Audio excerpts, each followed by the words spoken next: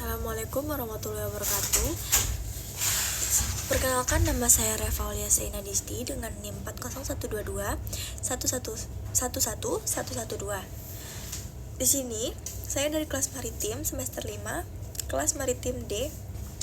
Di sini saya akan menjelaskan tentang sebenarnya apakah ada hubungan antara perikanan berkelanjutan dengan IUU fishing.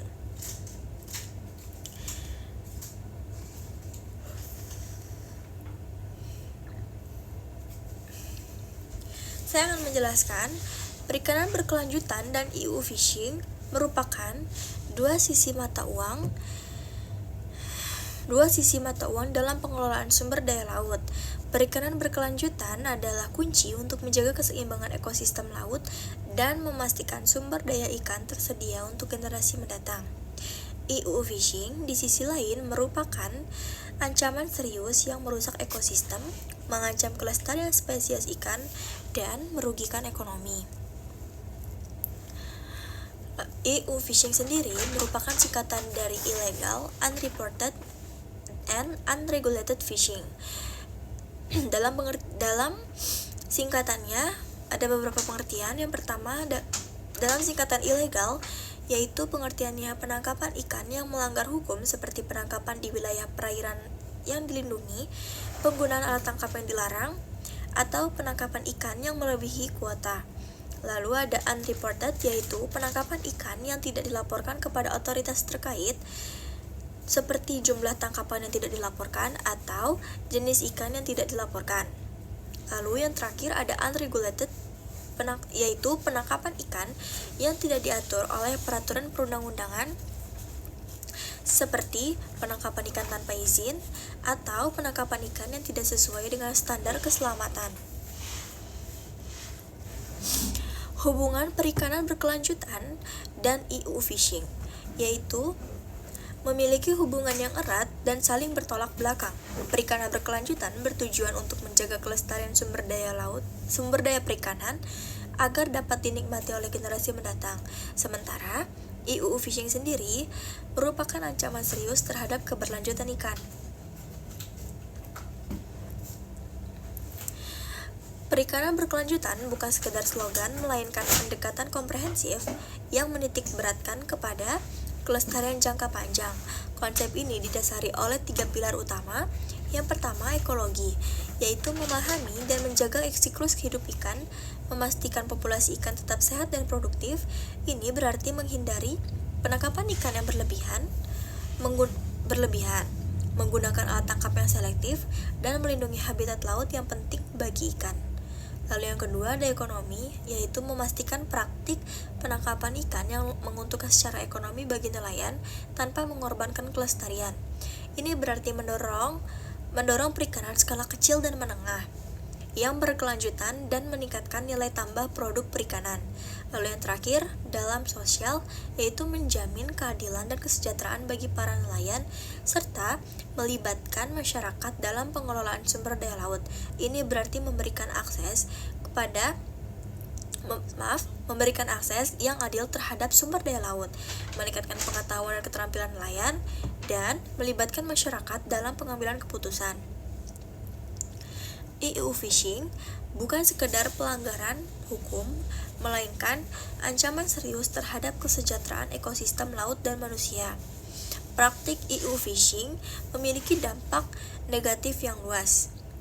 Yang pertama, dalam dampak lingkungannya.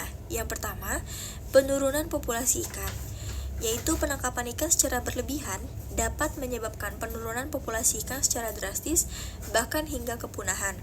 Lalu yang kedua, kerusakan ekosistem, yaitu penggunaan alat tangkap yang merusak seperti bom ikan atau pukat harimau dapat merusak terumbu karang, padang lamun, dan habitat ikan lainnya. Lalu yang ketiga, pencemaran laut, yaitu pembuangan sampah dari kapal penangkapan ikan seperti plastik dan minyak dapat mencemari laut dan membahayakan kehidupan di laut. Lalu ada dampak ekonominya. Yang pertama, kerugian ekonomi. IUU fishing menyebabkan kerugian ekonomi yang besar bagi negara, baik dari segi pendapatan negara atau sektor perikanan, maupun dari segi biaya untuk mengatasi dampak negatifnya. Lalu yang kedua, penurunan nilai jual hasil tangkapan. Ikan yang ditangkap secara ilegal sering kali dijual dengan harga yang murah, sehingga menurunkan nilai.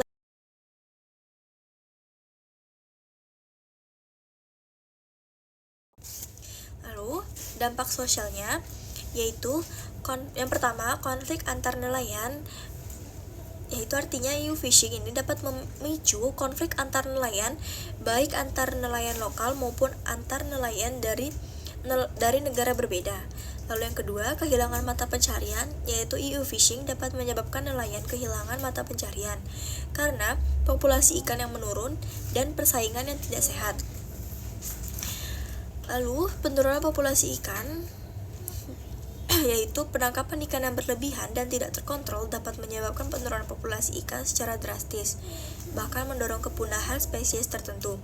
Ini mengancam ketahanan pangan, mata pencaharian nelayan, dan keseimbangan ekosistem laut. Lalu selanjutnya ada kerusakan habitat laut, di mana penggunaan alat tangkap yang merusak seperti bom ikan atau pukat harimau dapat menyebabkan kerusakan terumbu karang, padang lamun, dan mangrove. Kerusakan habitat ini berdampak negatif terhadap berbagai spesies laut, termasuk ikan, dan mengurangi kemampuan ekosistem laut yang menyerap karbon.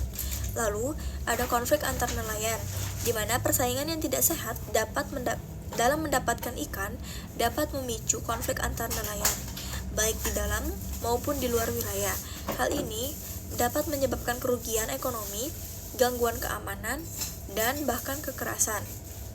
Lalu yang terakhir, kerugian ekonomi, yaitu EU fishing sendiri dapat menyebabkan kerugian yang signifikan bagi nelayan yang menjalankan praktik penangkapan ikan yang bertanggung jawab, dan bagi negara yang kehilangan pendapatan dari sektor perikanan.